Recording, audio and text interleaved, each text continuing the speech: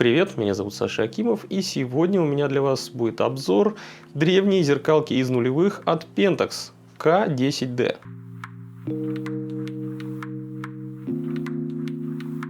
Пентаксисты, которые немало смотрят мой канал, в комментариях вообще давно делали большой такой серьезный запрос на то, чтобы я протестировал какие-нибудь камеры Pentax еще старинные с CCD-матрицами. Самые такие ранние, какой-нибудь Pentax East D, например. Но это слишком уж старье по мне, так я не стал с ним заморачиваться. Но в особенности часто я видел комментарии именно про Pentax K10D, ну и там сходные с ним по характеристикам камеры того же примерно периода. И особенно нахваливали цвет у него. Цвет, мол, прям хорош у него, прям отличный. И такими словами меня легко соблазнить, поэтому я стал тоже любопытствовать, почитал немножко про эту камеру, действительно стало интересно.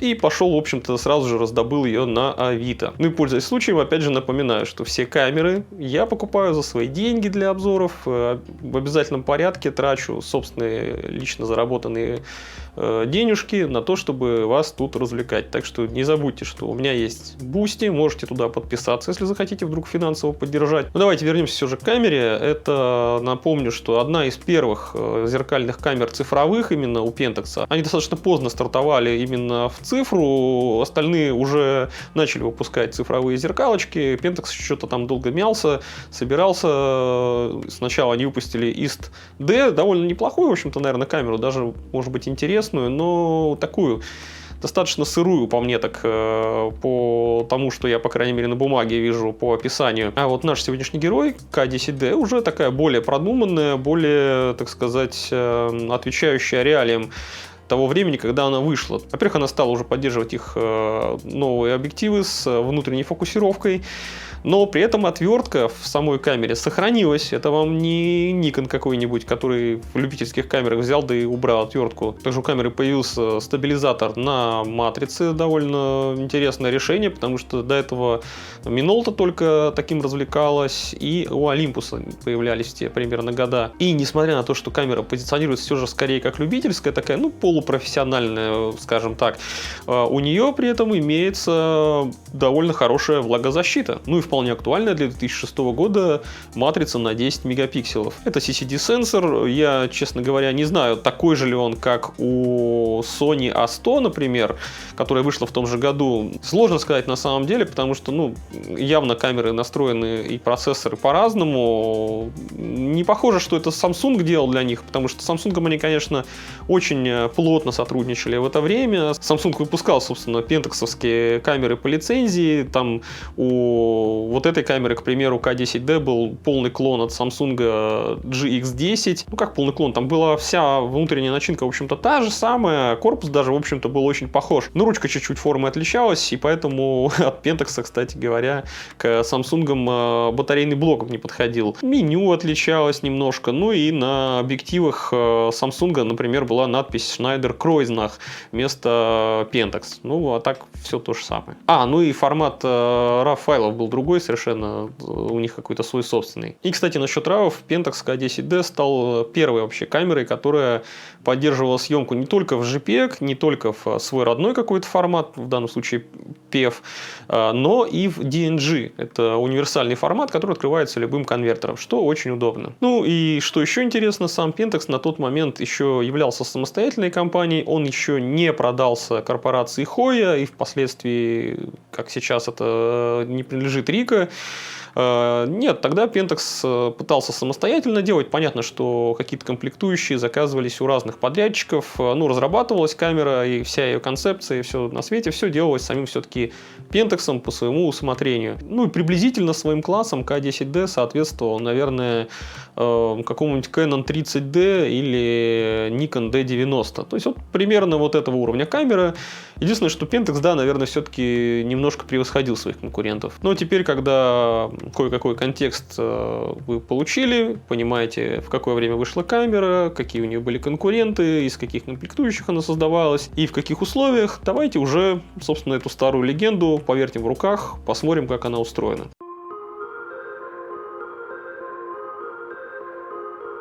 K10D — это такая серьезная вещь, крупная, увесистая камера. Хоть корпус изготовлен из пластика, но он такой прям крепкий, прочный, ничего нигде не скрипит. У меня вообще вопросов к качеству этого пластика нет, он максимально высокого качества. Ну, внутри, естественно, сокрыт металлический каркас и имеет полную влагозащиту. Везде здесь стоят резиновые уплотнители. Весит 790 граммов. Ручка, хват, которая здесь имеется, и выступ сзади под большой палец, они большие и удобные. Линии корпуса, как видите, довольно везде сглаженные. Тогда Pentax еще не начал вот эти свои эксперименты с угловатым дизайном. Если чисто спереди смотреть на камеру, то ничего особо такого уж удивительного, значимого тут нет. Только кнопочка фиксации байонета. Ну, еще есть оконце для ИК-пульта.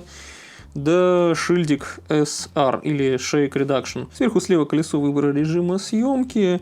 Без всяких любительских вариаций. Оно не имеет блокировки, но тугое и слегка утоплено. Случайно его не сдвинешь. Под ним находится трехпозиционный рычажок, который позволяет выбирать тип замера экспозиции. Ну, у меня в данном случае здесь по всему кадру. Есть у камеры полноценный горячий башмак, и встроенная вспышка также имеется. Она активируется здесь вот физической кнопкой чуть левее горбика пентапризмы. Справа у нас большой инфопогон. Здесь, в принципе, вся информация съемочная отображается, когда ты включил камеру. Вот у тебя здесь ISO, там все выдержка, диафрагма и прочая хрень. Вот здесь на скосе корпуса еще также находится кнопочка выпуклая достаточно AEL. Спереди и сзади находятся два колеса для изменения параметров. Они хорошо щелкают, не скользят, все хорошо. Фирменная зеленая кнопка еще вот тут есть. Она в меню и в быстром меню включает разные там функции. Рычаг включения вокруг кнопки спуска, как вы видите. Это самый лучший вариант его расположения. У рычажка этого здесь 3 позиции. И вот так ты просто включил, и также есть третья вот позиция. Сдвигаешь, эта позиция активирует как раз таки репетир диафрагмы, чтобы посмотреть воочию, какая у тебя там будет грипп. Слева от экрана здесь имеются еще кнопочки. Это меню, удаление, инфо и просмотр. Они, конечно, в странном порядке, ну да ладно, в принципе, к ним все равно редко очень обращаешься. Дисплейчик маленький, всего лишь 2,5 дюйма на 210 тысяч точек. Ну, для тех лет, в принципе, это абсолютно нормальное разрешение, вполне адекватное. Справа от экрана у нас есть 4-позиционная крестовина, в центре нее окей. Ну, то есть, опять же, по менюшке лазить удобно. Вокруг нее есть рычажок такой. Ну, это выглядит как колесико, но оно полностью не крутится. Это именно рычажок. Без ногтей довольно трудно им управлять. Ну, этот рычажок отвечает за выбор режима фокусировки. То есть, по одной точке, автоматически по всем точкам, или Cell это Selection. То есть, выбирать можно будет как раз-таки крестовиной, на какую точку ты будешь опираться. Я все время по одной точке снимаю, так потому что удобнее. Чуть выше находятся кнопки экспо коррекции и блок фокусировки. Снизу от крестовины функциональная кнопка, а рядом рычажок включение и выключение стабилизации. То есть вот здесь вот он находится. И на самом краю есть отдельный механизм открывания отсека карты памяти. То есть тут прям надо поднять и потянуть и повернуть вот этот вот рычажок, и тогда у тебя откроется карточка. И это, кстати говоря, SD-карта, а не Compact Flash. SD-шечка здесь вставляется. В те времена, кстати говоря, все, в общем-то, в основном юзали Compact Flash, не знаю по какой причине, но, тем не менее, здесь уже SD. И отмечу, что влагозащита здесь тоже на высоте, все тут отлично прорезинено. Слева тоже очень плотная резинка, то есть эти порты явно хорошо защищены.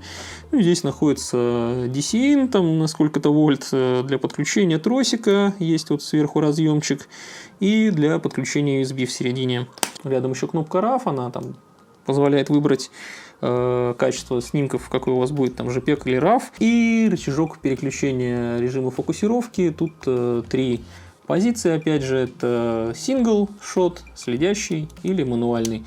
Ну, я в основном в single shot снимал, потому что остальные тут, в принципе, особо не нужны. Батарейный отсек тоже хорошо очень защищен. У него такая же плотная крышечка.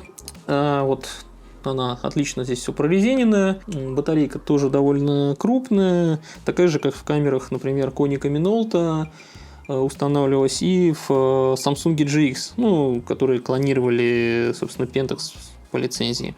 Она объемная, ее хватает на довольно долго. Есть еще вот здесь вот под заглушкой, под резиновой контактная площадка для подключения батарейной ручки. Но у меня нет батарейной ручки, чтобы ее показать, так что тут подключить мне нечего. Написано также, что камера сделана на Филиппинах.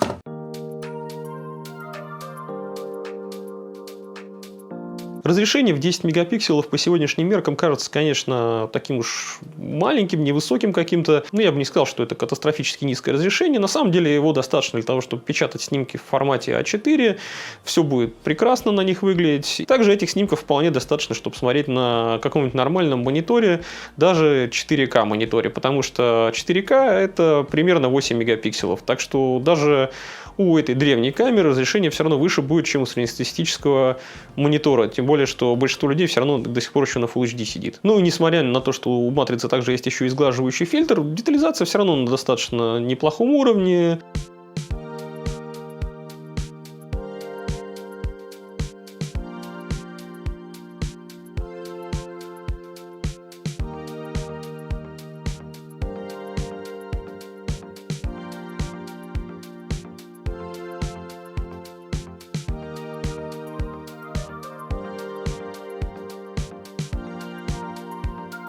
Ну, правда, старая CCD-матрица на сегодняшний день, конечно, уже не справляется так, как тебе хотелось бы, с контрастными сценами в какой-то яркий солнечный день.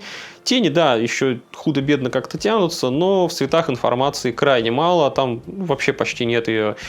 Цвета практически не тянутся, динамического диапазона в этой области остро не хватает, поэтому блики, скорее всего, на снимках будут выбиты, если ты снимаешь в яркий день и где-то чуть-чуть ошибся по экспозиции. И даже если ты не ошибся, а замерялся, допустим, по темным участкам сцены, и тебе важнее именно в них что-то показать, то, скорее всего, с цветами придется пожертвовать.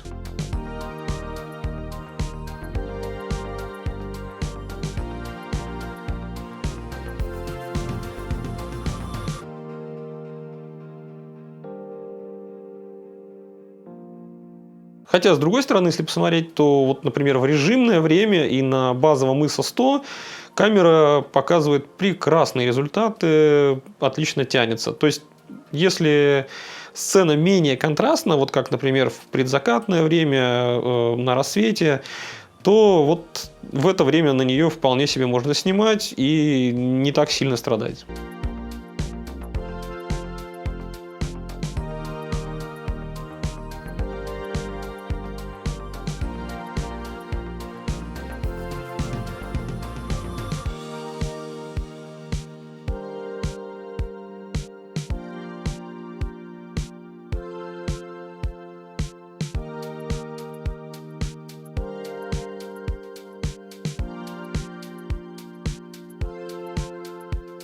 Про ограничение ISO на 100 единицах я сказал не просто так, потому что динамический диапазон у нее скукоживается прям мгновенно, и шумы очень быстро вылезают при повышении чувствительности.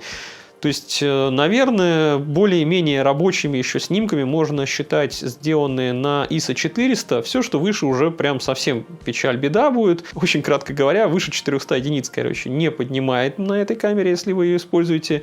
Ну и надо понимать, что Pentax K10D явно не для ночной жизни камера.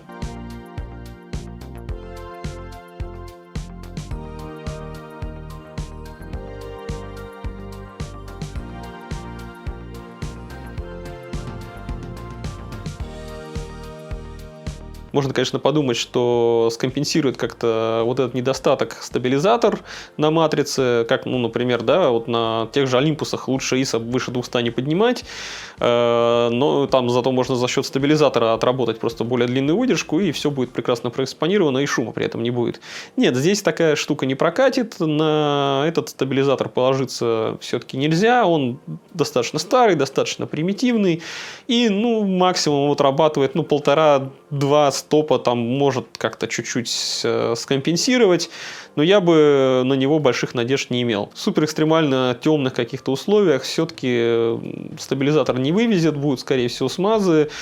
У меня, конечно, получались снимки там на 1/30 более-менее без смаза, но это скорее потому, что я сам не трясусь мелкой дрожью, когда фотографирую. В принципе, я сам стабилизирован нормально. Но стаб здесь есть, он, в общем-то, работает, но присутствует так чисто номинально. По большому счету, что он есть, что его нет. Ну ладно, камеру купил я для цвета все-таки себе, чтобы посмотреть, какой у нее интересный цвет, а не для того, чтобы 17-летнюю камеру ругать за то, какой у нее хреновый стабилизатор, как она шумит на высоких ISO и так далее. Это все и так понятно, это в принципе очевидно.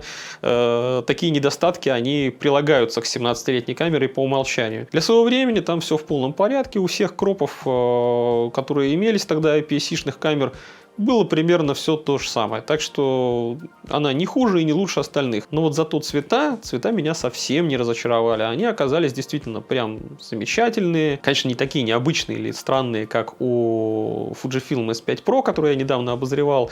Но все равно очень такие своеобразные, приятные. Тоже небо, например, оно не кислотное какое-то, а имеет такой аккуратный тон.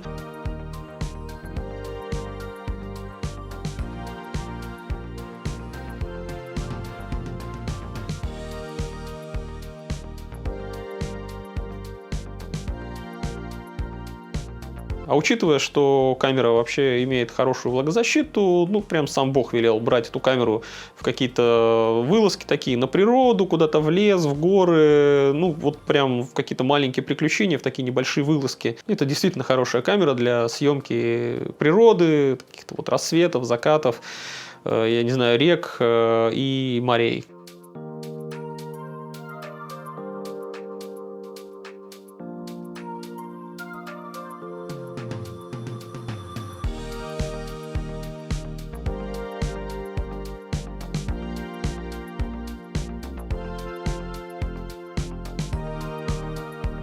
Для стрит-фотографий же очень слабо камера подходит, ну, по ряду причин. Во-первых, она действительно очень крупная и тяжелая, ее, ну, и таскать с собой просто неудобно, и из каких-нибудь необычных, непонятных ракурсов снимать ее, когда ты просто снимаешь, не глядя в камеру, ну, неудобно, некомфортно самому тебе. Плюс из-за размеров она бросается в глаза. При фокусировке большинство объективов, которые я использовал, естественно, имели фокусировку от камеры через отвертку, поэтому они еще и жужжат зверски. Затвор, конечно, не очень громкий, но он тоже шлепает.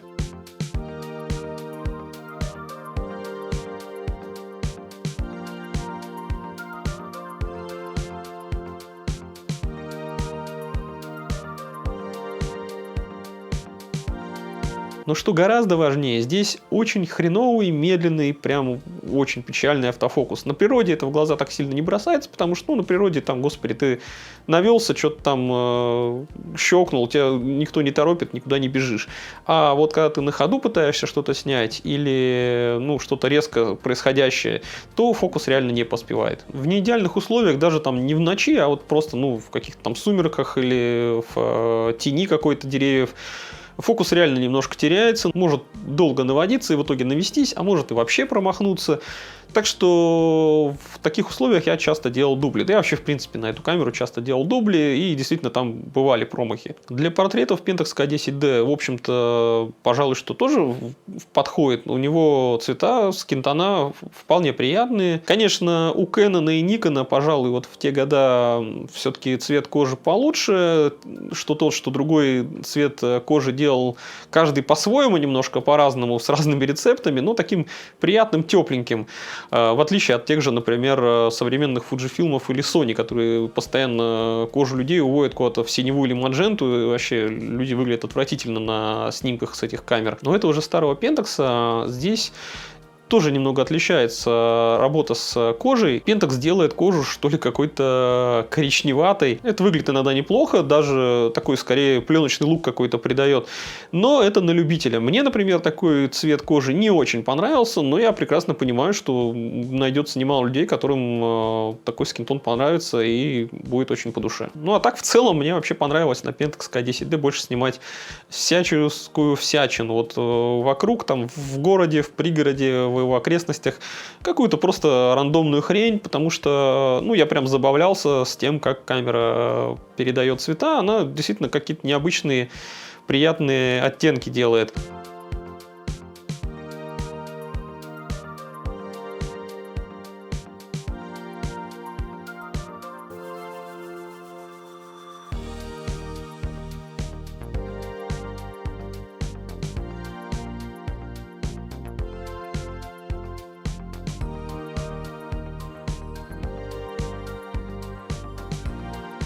И цвет, да, отличается от современного Pentax. Современный Pentax сейчас стремится к какому-то, я не знаю, наверное, реализму, потому что ты снимаешь, и у тебя картинка получается, ну, я ориентируюсь на последние, там, самые новые, которые Pentax я юзал, это K1 Mark II или там K70.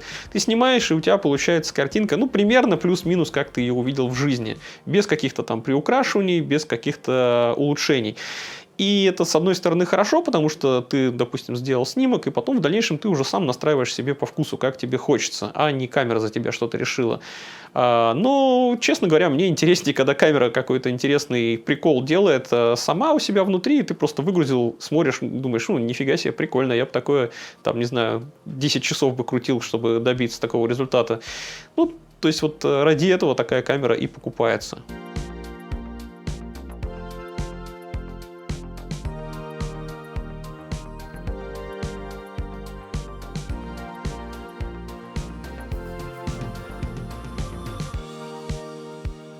У этого старого Pentax чувствуется какая-то такая же фигня, как происходило, например, ну, у ранних Кэнонов, потому что все вот подобные камеры, которые только-только после пленки появлялись, они стремились придать какой-то приятный такой вот цвет сразу же по умолчанию, сделать такую пленочную картиночку немножко.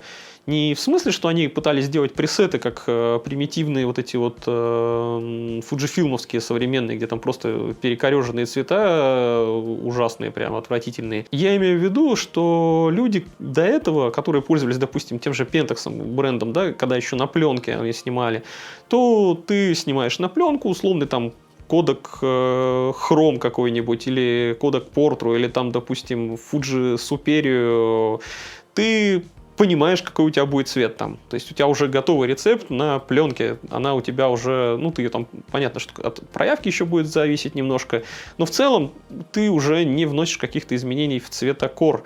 Там у тебя готовая картинка. И вот для тех людей, которым еще было тяжко переходить с пленки на цифру, которые не хотели, допустим, тратить время на то, чтобы ковыряться в редакторе и самому настраивать цвета, вот для тех людей тогда делалось так. И я, в принципе, наверное, из этих людей, потому что я довольно много снимал на пленку, и мне было прям больно переходить на цифру. Ну, про это, может, когда-нибудь расскажу тоже.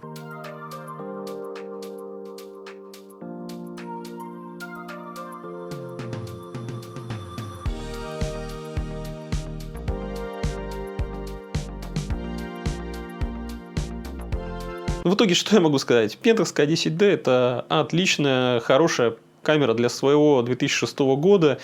Это именно та эпоха, когда Pentax еще вполне себе мог конкурировать с крупными игроками, потому что, ну, в то время, в принципе, что у Nikon, что у Canon только-только появились еще цифрозеркалки, Сонька только что купила Minolta. Ну, в целом все эти компании, то есть Nikon, Canon, Sony, Pentax, они воспринимались как какие-то равные конкуренты, как игроки на рынке, которые борются за свое место под солнцем. И, ну, по крайней мере, в APS-C-сегменте они все были примерно на равных. Но потом у Pentax какие-то дерибасы начались. Во-первых, они очень сильно затянули с разработкой полнокадровой камеры. Она вышла K1 в 2016 аж году только.